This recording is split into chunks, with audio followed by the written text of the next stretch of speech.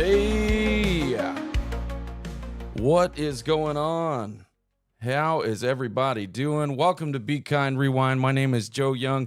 This is the very first time that I'm ever doing a live stream type thing, and this is very weird and kind of awkward, to be honest with you. But so hello, welcome to Be Kind Rewind, your best source for the things that matter most: movies, movie news, and streaming. I am your host, Joe Young, and I'm officially live, streaming direct to you guys and through your social feeds. And I'm here, and you're here, or maybe some of you are here. I may be completely alone. I'm just now kind of getting used to streaming and how this stuff works and all the things. So, what is Be Kind Rewind exactly? Be Kind Rewind is really a passion project for me. This is a place for me to ultimately have a place to talk about movies and not bother anybody else, that doesn't want to talk about it. So I thought I would create a space where we could all kind of sit around and talk about movies, talk about streaming, talk about shows that we're watching, or anything kind of pop culture related, right? The things that we like, the things that we love. There is so much negative, in the world, that I really wanted to create a space where we all could just kind of be kind and be together, and maybe find a buddy in the chat, or talk about movies, talk about the things that you love, that kind of stuff.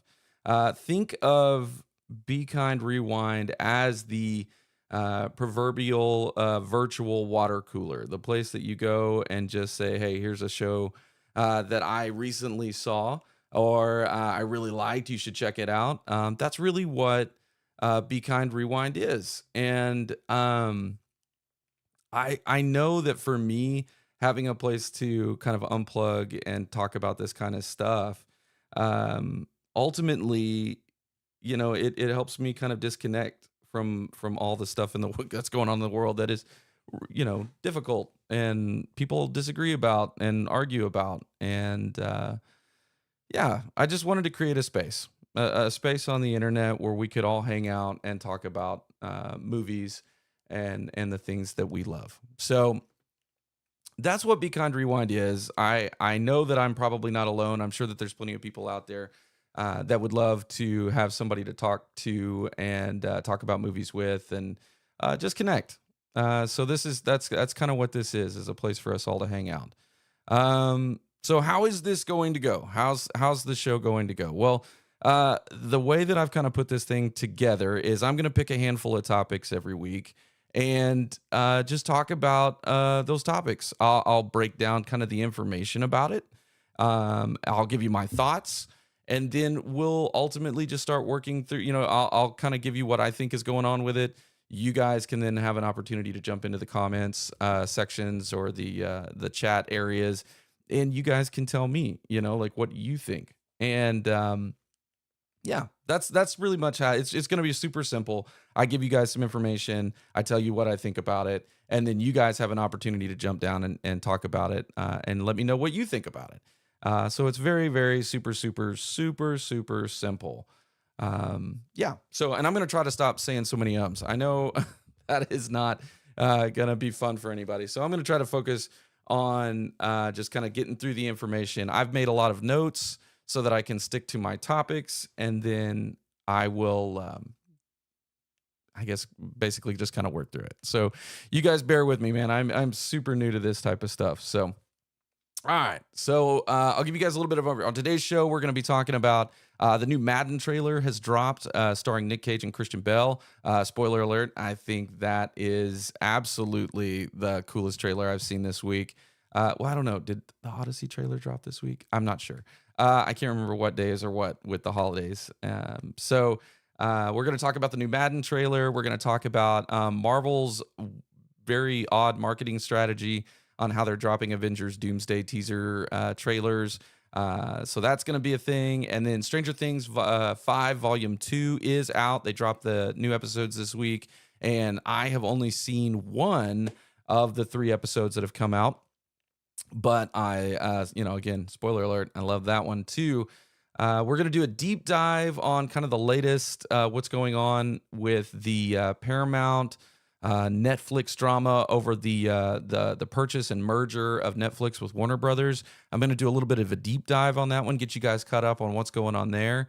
All that and more. If you've got questions, or if you are looking for me to talk about something that is not on the show, I'll have some time at the end where you can kind of ask some questions, and I'll do my best to kind of work through those if they are there, if anybody's there. So, all right, on to the first topic, right? The Madden trailer has officially dropped. So, what is the Madden trailer? Madden is a new film coming out starring Nick Cage, Christian Bale, Catherine Hahn, Sienna Miller, John Mulaney, Shane Gillis. It's written and directed by David O. Russell. David is best known for movies like American Hustle, Silver Linings Playbook, and a little movie I liked back in the 90s called Three Kings. He's a fantastic director, writer-director, and his last few movies have been very successful in the awards arena. So new movies coming out. What is it about? It's about kind of the story of John Madden. John Madden, well, I'll just read you guys the synopsis that was dropped online. So after being forced into retirement by the Oakland Raiders, fiery former NFL head coach John Madden teams up with a mild-mannered Harvard programmer to rewrite his fading legacy by building the world's first football video games. So this really tells the story. Kind of the bulk of the story of this movie is going to be centered around John Madden from his time of being a head coach for the Oakland Raiders, and then ultimately rising to his success as the king of not only football commentary, but then also ultimately his video game, all the video games that came out that he did. So the trailer is incredible. Here's kind of the my thoughts section, right? The trailer looks incredible. I honestly did not have a whole lot of anticipation for this movie, and then the trailer came out, and now I'm 100% sold.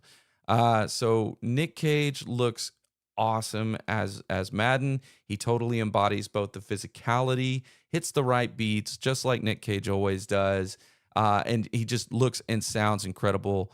Looks like he just kind of melted into the role. Christian Bale is full on Christian Bale. It's the same thing, right? Totally immersed in the character. And honestly, it was hard for me I didn't even realize that it was Christian Bale at first. He drops in like the first couple seconds of the trailer. And as soon as you see him, it took me a minute to actually figure out that was Christian Bale's character. So totally immersed, totally blends in. And yeah, he looks great.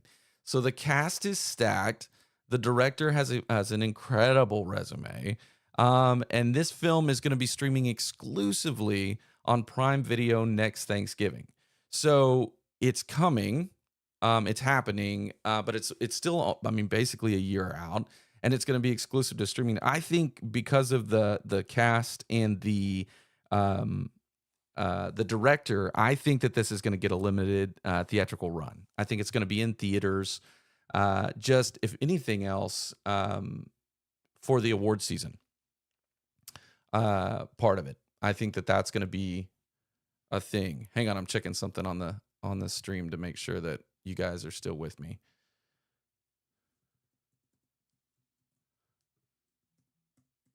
Okay. Yeah. So, yeah, all that to say, this movie looks incredible. The trailer has got me more hyped for the movie now that I've seen it. And then, yeah, besides the fact that it's coming direct to streaming, I still think it's going to get kind of that limited theatrical window just for the award stuff. So I'm hoping to see this one actually in theaters. I think it looks really good.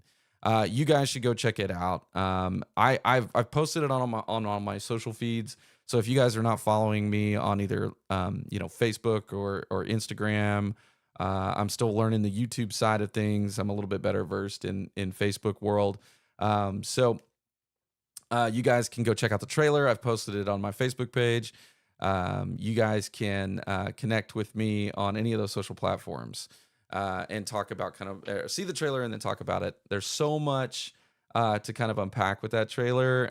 You may have to watch it a couple of times. So, but definitely go check it out.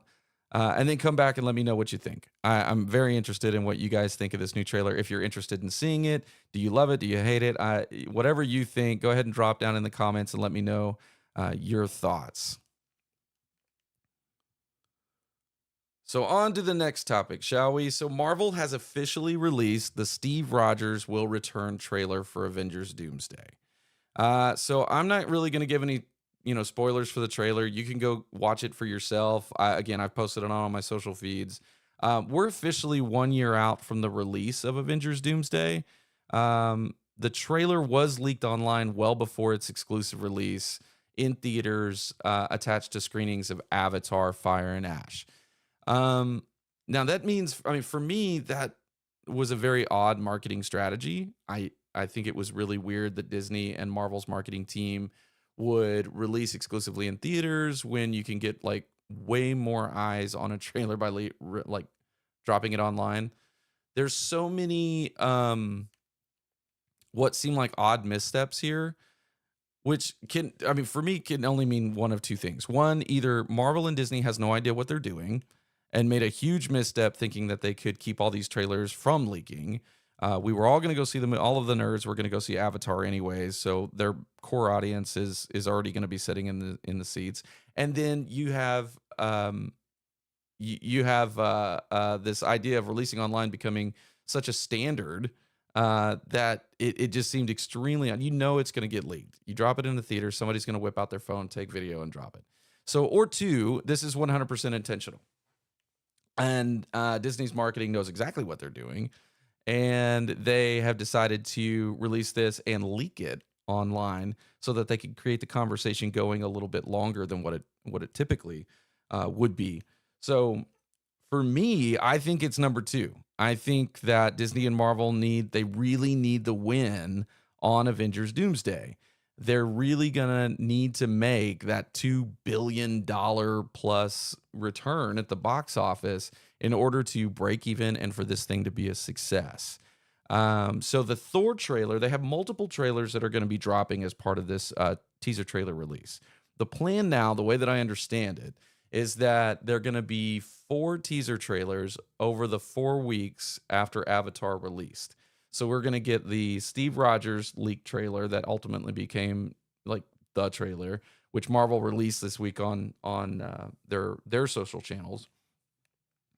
And next week or this week, which I think it's already in theaters now, the Thor is kind of returning for Avengers Doomsday teaser is supposed to be on, and I have every suspicion that we're gonna see this Thor trailer get dropped online.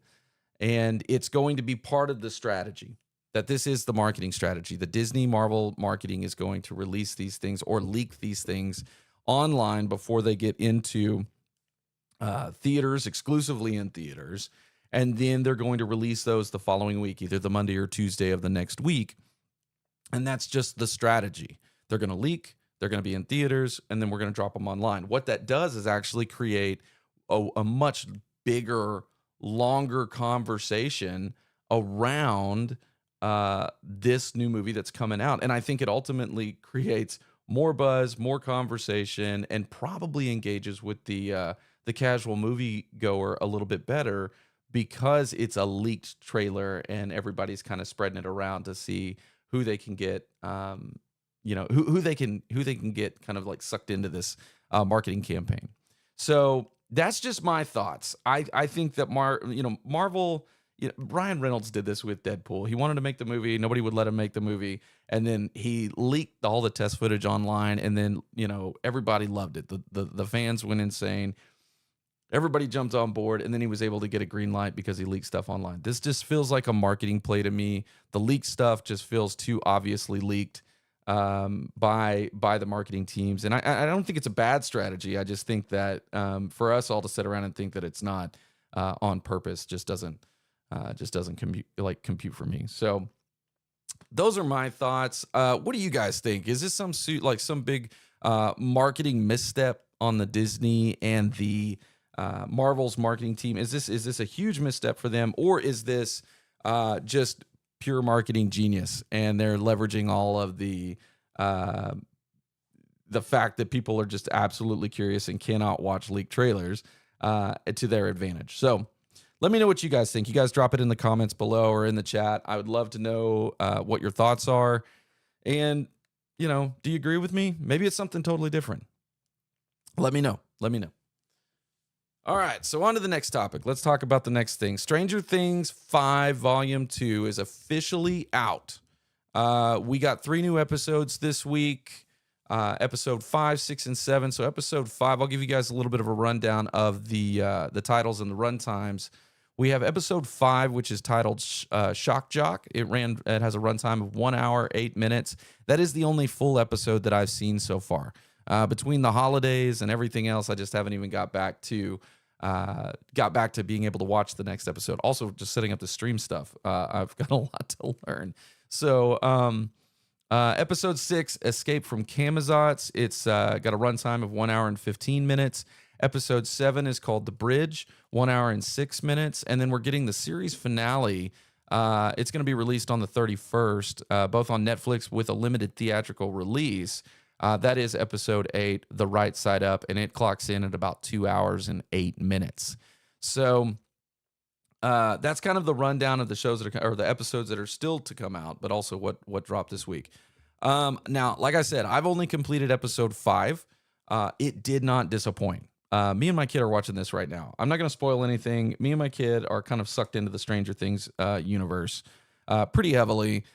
Mostly because we went back and did a rewatch over the last maybe a month or so ago and started working our way through them. And we had to go back and then rewatch a few more episodes after the Duffer Brothers kind of dropped a list of episodes that are kind of important. And this episode is incredible. The episode, again, no spoilers. Steve and Dustin finally have it out. So there's a scene with Steve and Dustin. They finally have it out. It's an incredible scene. There are some huge, big reveals about the Upside Down, and it totally changes our understanding of what the Upside Down is. And then this episode pretty much solidified my love for Delightful Derek. I'll use Delightful on this show. For Delightful, I think he is the best character that's been introduced since we met Lucas's sister, Erica, in season 2. I love her, and I love her dialogue, and I love the way that their kind of combative, very brother sister relationship, and I love that about her character, and I haven't seen that really since, or haven't seen that type of introduction of a character until Derek came along. So I'm loving that character and his gravitas that he's brought to the role, right? So I love the episode. I can't wait to watch the other 2. Liam is my son, and we actually have tickets to go see the series finale in theaters. We're actually going to be going and seeing the 12:30 show at the Tulsa AMC, and the thing with the AMC thing, which was odd, if you haven't got your tickets, you're probably not going to be able to go see it in theaters at this point. The way the AMC did it, though, is you couldn't buy a ticket. The tickets were free, but you did have to buy $20 per seat worth of concessions. So since it's a 12:30 show, I guess that will be our also a time for us to have lunch and watch the movie or watch the series finale, and then we'll kind of see how this whole thing kind of wraps up. But I'm very excited. Not only for the 2 episodes leading up to that, but we definitely got to watch them before we get to the series finale for our 12:30 show. So the series finale does drop on December 31st on Netflix. And if you have tickets and you're going to go see it in theaters, if you're going to the 12:30 show at the Tulsa AMC, maybe I'll see you there. Otherwise, you guys just enjoy it online, and then let's come back and talk about it, right here on the channel. So have you guys seen it? I guess as I'm kind of wrapping up, have you guys seen it? Have you guys watched all 3 episodes that dropped this week? Have you watched 1 or 2 episodes? Try to keep the spoilers to a minimum. Don't spoil it for anybody. We're still very much in the first week of release, and we're just now in the first weekend. So be gentle with the spoilers. Make sure that if you've got something in your thoughts about it, make sure you drop it in there. Try to keep it spoiler free. But I would love to know what you guys think. This show is kind of eat us up. We're watching it. We're very invested in it. And I want to know what you guys think, not only of these new episodes that drop, but this season as a whole. Is it living up to your expectation? Is it not living up to your expectation? Do you like it? Do you not like it? Just drop it in the comments. I would love to know kind of where you guys are at on this new season of Stranger Things, and kind of what you're expecting. How do you think it's going to end? Where do you who's going to live? Who's going to die? What are your thoughts? Go ahead and drop them in the comments when you guys get a minute. I would love to hear all about it. All right, on to the next one. The next topic. Now, this one's a little bit of a deep dive, okay? I'm going to warn you guys now. I'm going to kind of read through my notes. I've put a lot of notes together, trying just to get a little bit of a handle on where this is at currently. And I want to make sure that I'm as accurate as possible. So if I'm wrong about something, please go ahead and correct me. I would love to have some discussion around this, because this one is a pretty big deep dive on industry news, right? So the Netflix, Warner Brothers, and Paramount drama, I guess is what we could say. What is the deal? What's going on? I'll give you guys a little bit of a breakdown of what I understand it to be now, and I'm gonna kind of read this at length just to kind of keep my thoughts together. And yeah, so just bear with me for a little bit. Here's where we're at. So Paramount and Skydance has made an unsolicited offer to acquire Warner Brothers Discovery early this year, positioning it as a strategic consolidation play that would reunite legacy Hollywood assets under one umbrella. From the outset, Warner Brothers Discovery's board expressed concerns about valuation, financing structure, and execution risk. So Warner Brothers board unanimously rejected the initial Paramount offer or proposal, stating that it undervalued the company and introduced significant financial and operational risks. Chief among those concerns was the reliance on financing guarantees tied to the Ellison family revocable trust rather than a direct personal backstop. Following a brief competitive process, Warner Brothers Discovery opted to pursue a deal with Netflix instead. The agreement focused on the sale of the Warner Brothers Discovery studio and streaming assets rather than a full corporate acquisition. The structure was viewed by Warner Brothers Discovery as cleaner, faster, and lower risk, while allowing Netflix to dramatically expand its content pipeline and studio capabilities. Now, after losing the auction, Paramount did not walk away. Instead, it escalated by taking its case directly to Warner Brothers Discovery shareholders through a hostile tender offer in early December. So earlier this month, there was basically a hostile tender offer.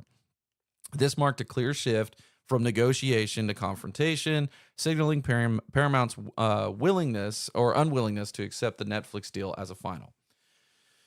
So, in response to the hostile tender offer, Warner Brothers Discovery reiterated that Paramount's proposal did not qualify as a superior proposal under the terms of the Netflix merger agreement. The board advised shareholders not to take any action while it reviewed the amended offer, but made it clear it was not changing its recommendation.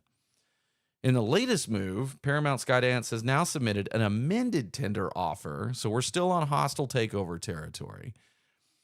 But they have submitted an amended tender offer without increasing the headline price, but addressing the board's prior concerns, most notably Larry Ellison's personally guaranteed $40.4 billion in financing. That's with a B, guys. I don't want you guys to miss that. $40.4 billion in financing, increasing the breakup fee, and offered greater financial flexibility during the interim period. This amendment removed the very risk that Warner Brothers Discovery had previously cited, at least on paper. So where are things now? So this is kind of the history, right? This is where we're at. Paramount dropped in an initial offer before anybody else was involved. Seemed like Warner Brothers was leaning Paramount. Netflix, Comcast, a handful of other people jump in. Ultimately, most of them bail out, but Netflix gives them kind of the offer, the too good to refuse, right? It's kind of too good to refuse. And they ultimately, Warner Brothers decides to go ahead and sell to Netflix. Paramount comes back in with a what they consider like not wanting to take no for an answer. They go in and they say, well, you didn't give us a shot, or a proper shot at this, so we're going to go straight to the shareholders, hostile takeover territory, and then again, leadership goes to the shareholders and says, hey, this is just still not as good of a deal, right? The deal for Paramount actually includes everything, right? Everything that is Warner Brothers Discovery, their cable networks, any broadcast cable, including the studio, including their streaming services like HBO Max, DC Studios, all of those things. Netflix's offer is only for like Warner Brothers Studios and HBO Max.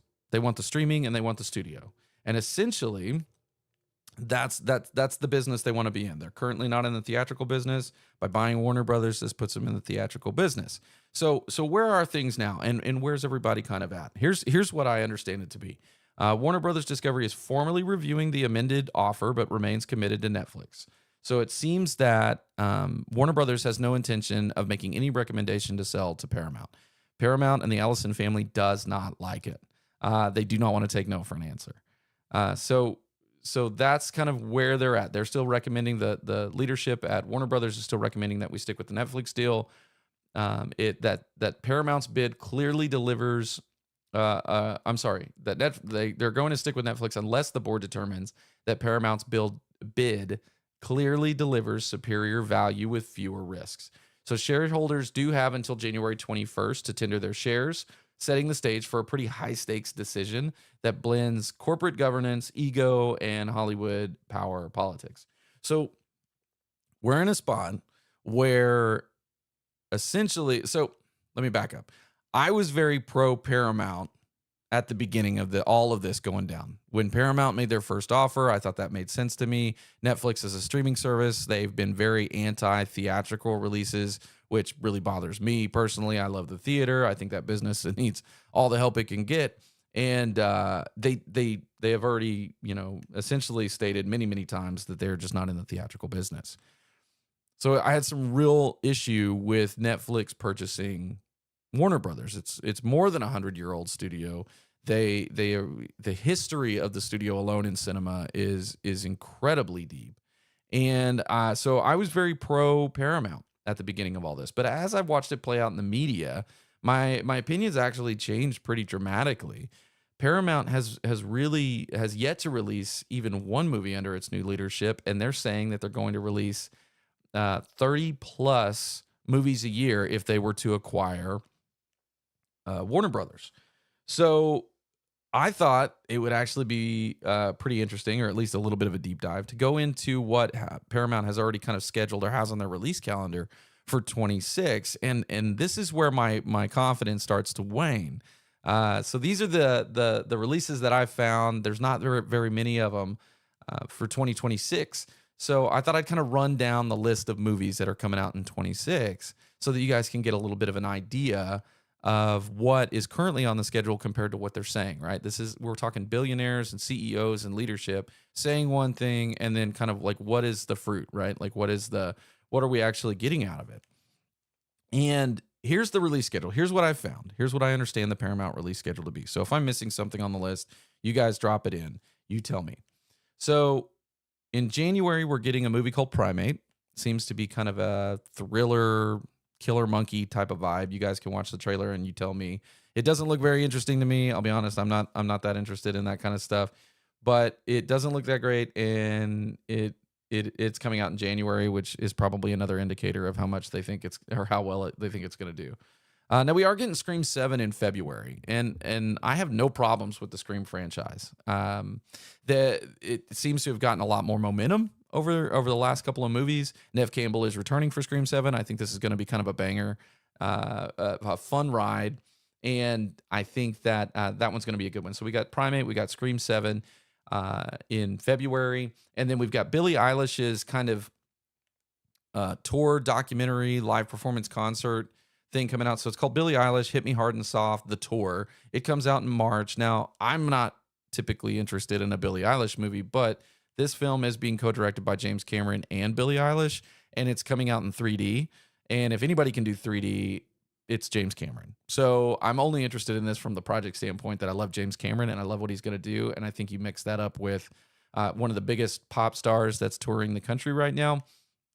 This is probably going to be a very interesting thing to check out. So that one is coming out in March. Scary Movie 6 is scheduled for a June release. Whatever you think about Scary Movie franchise, it's fine. It's funny. I like a good dumb comedy, so I'll probably watch it, and it'll be fun. We're also getting Paw Patrol, the Dino movie in August. Then there's The Legend of Aang, which has now quite a bit of controversy around it. But The Legend of Aang, The Last Airbender, was going to be coming out in October as a theatrical release. And just this week, they announced that it's actually going to be released on Paramount Plus. So it's not even going to be a theatrical release. Then we've got a new Street Fighter movie coming out in October, which, if you've seen the trailer, I'm honestly not impressed with that one. I'd love to know what you guys think about the new Street Fighter movie that's coming out. There is an Ebenezer, A Christmas Carol that's coming out as well, which another Christmas Carol movie in November. I don't know anything about this movie. I haven't seen a trailer for it, so maybe my mind will be changed. But right now, that doesn't sound very interesting. And then in December, we're looking at Angry Birds 3, which my kids loved the first two Angry Birds movie. And if they've got the same basic cast, we'll probably watch it and we'll probably enjoy it. So I'm on that list alone. I've got 1, 2, 3, 4, 5, 6, 7, 8. I've got about 8 movies, 9 movies. If you look at Legend of Aang and it not becoming it's not a theatrical release, so I'd probably take that off. So probably 8 movies currently on the list, and there's really no plan. That's not even half of what they were talking about releasing. If they're saying 30 plus movies with 2 studios combined, Paramount alone is not releasing 15 movies.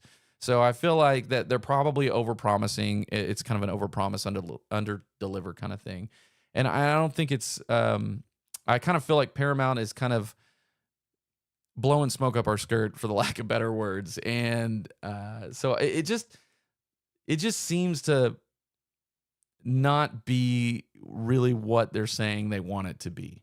So I'm starting to wane the whole Paramount conversation. These are reasons why I'm starting to say, like, I don't know if Paramount is actually the studio for this merger, right?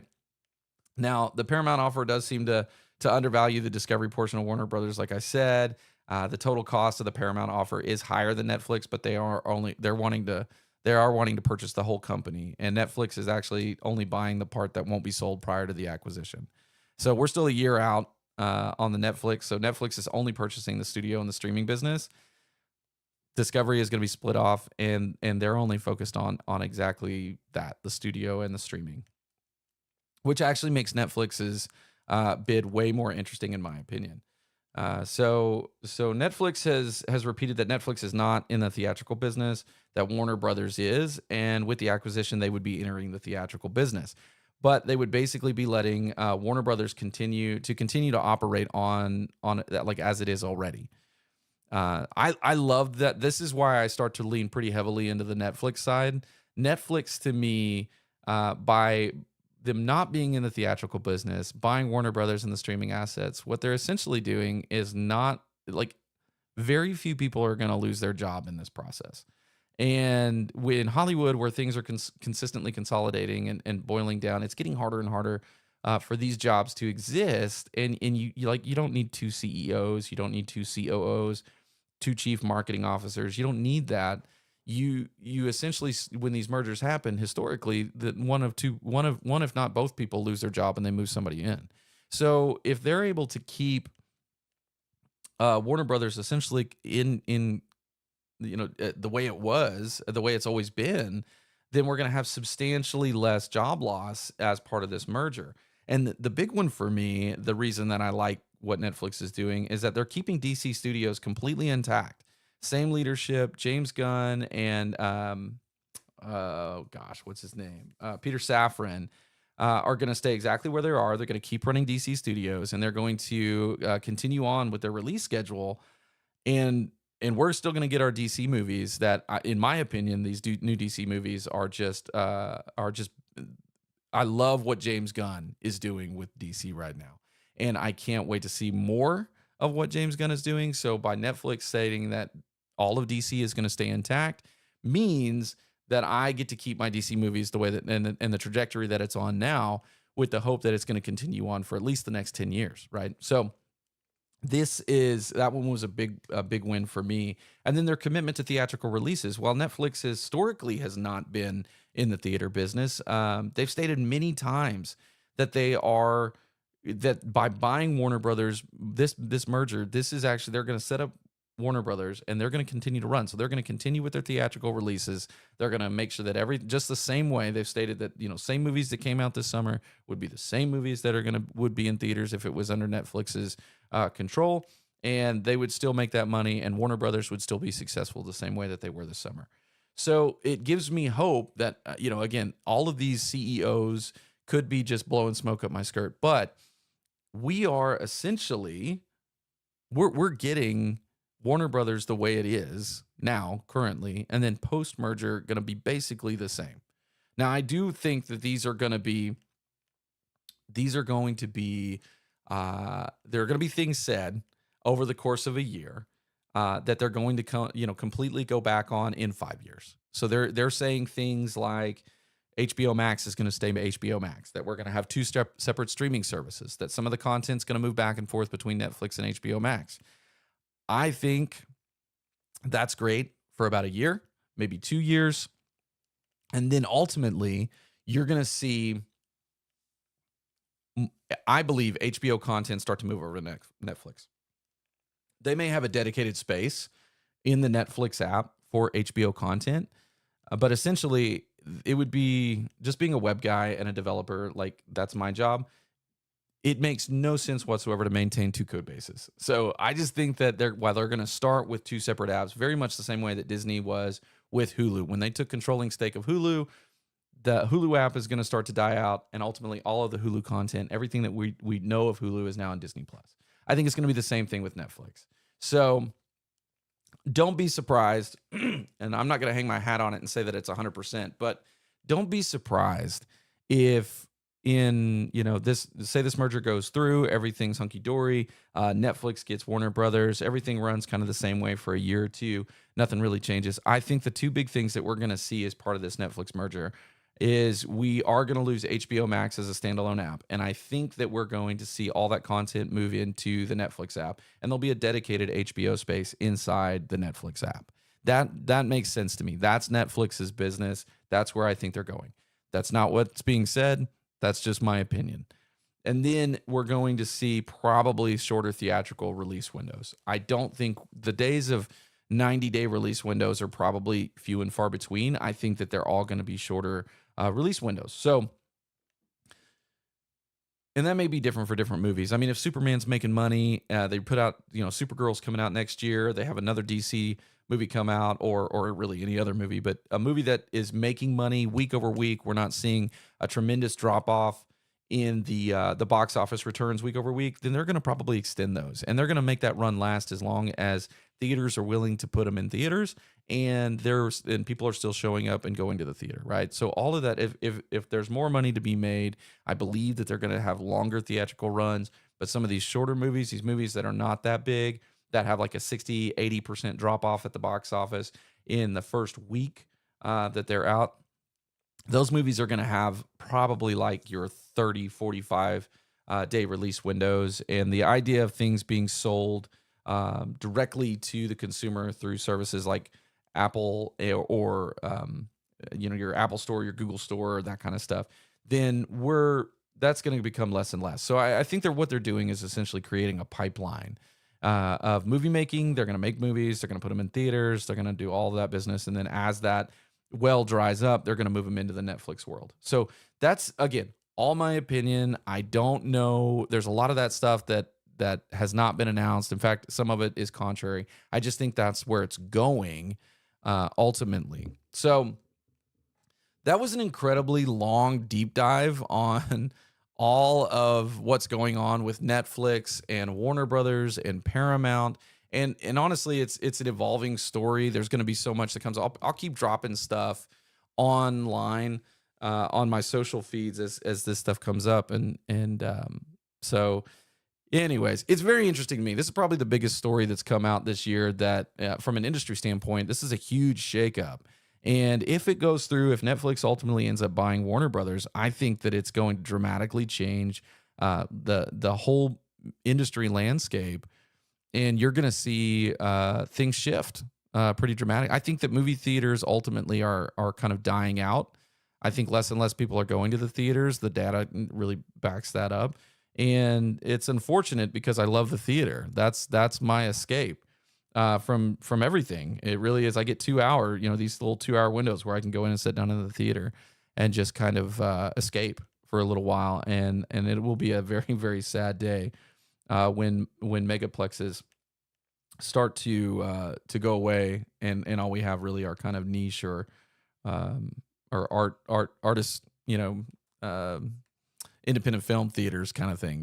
Those things which are great and they're cozy, but seeing Avengers Doomsday on the big screen with 300-400 other people, if not 1,000 other people, is an experience that one day will not be there if the theater continues to go the way the theater business continues to go the way that it ultimately is. But anyways, that'll kind of do it for that topic. I mean, what do you guys think? What do you think is best? Do you think that Netflix getting the win here is where it needs to go? Do you think that it would be better for Paramount to get the win? Which way do you think regardless of your feelings, which way do you think it's actually going to go?